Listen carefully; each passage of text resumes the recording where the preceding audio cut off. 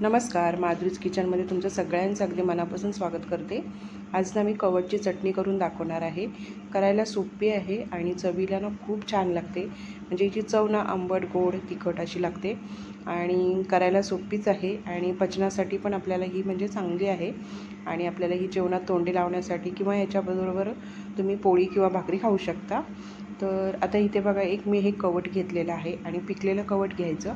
तर आता आपल्याला ते फोडून घ्यायचं आहे। तर फोडायला आपण जसा नारळ फोडतो ना त्याप्रमाणेच आपल्याला हे फोडून घ्यायचं आहे। तर हे बघा, मी आता फोडून घेते। 3-4 वेळा हे असं मारलं ना याच्यावरती की ते फुटतं मधोमध आणि बघा हे असे 2 भाग होतात। त्यानंतर हा आतमध्ये असं छान आंबट गोड हे असतो, आतमध्ये गर असतो, तो आपल्याला काढून घ्यायचा आहे। आता हे पिकलेलं आहे पूर्ण।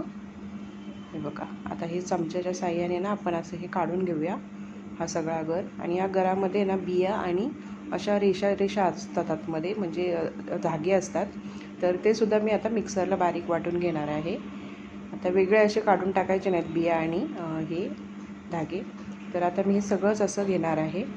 तर आता इथे तुम्ही बघू शकता, हे काढून घेते मी। आता थोडंसं हे यामध्ये राहिलेलं आहे ते पण मी आता काढून घेते। हे बघा, तर आता हे काढून घेतलेला गर आहे ना तो मिक्सरच्या भांड्यामध्ये घेऊया आपण।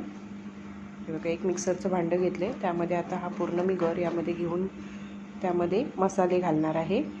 आणि ही चटणी ना खूप छान लागते अगदी। आणि तुम्हाला तर माहिती आहे, कवठ हे ना आरोग्यासाठी अत्यंत गुणकारी फळ आहे आणि हे पचनशक्ती पण सुधारते याच्याने। हे बघा, आता यामध्ये घातलेला आहे गूळ। मी जेवढा गर असेल ना त्याचा थोडासा कमी करून असं गूळ घ्यायचा। त्यानंतर इथे तिखट घेतलं 1 चमचा, चवीनुसार मीठ घेतलं आहे आणि धणे जिरे पावडर घेतले 1 छोटा चमचा। आता यामध्ये पाणी न घालता आपल्याला व्यवस्थित बारीक असं वाटून घ्यायचं आहे। एकदम बारीक पण होत नाही ते, कारण यामध्ये बिया वगैरे असतात ना त्याच्यामुळे। तर आता इथे तुम्ही बघू शकता, छान असं बारीक झालं आहे ते। आणि ह्यामध्ये जे धागे होते ना ते सुद्धा हे बघा बारीक झालेले आहेत व्यवस्थित, त्याच्यामुळे असं वेगळे काढून टाकायची गरज नाही। हे बघा,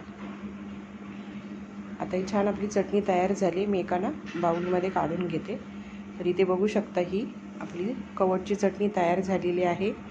हे बघा, उन्हाळ्यामध्ये ना अगदी म्हणजे आपल्या शरीराला थंडावा देण्यासाठी हे फळ खूप फायदेशीर आहे आणि यामध्ये क जीवनसत्व आणि लोह मुबलक प्रमाणात असतं। तर आजची ही रेसिपी तुम्हाला कशी वाटली ते नक्की मला कमेंट करून सांगा। व्हिडिओ आवडला असेल तर लाईक करा, शेअर करा। धन्यवाद।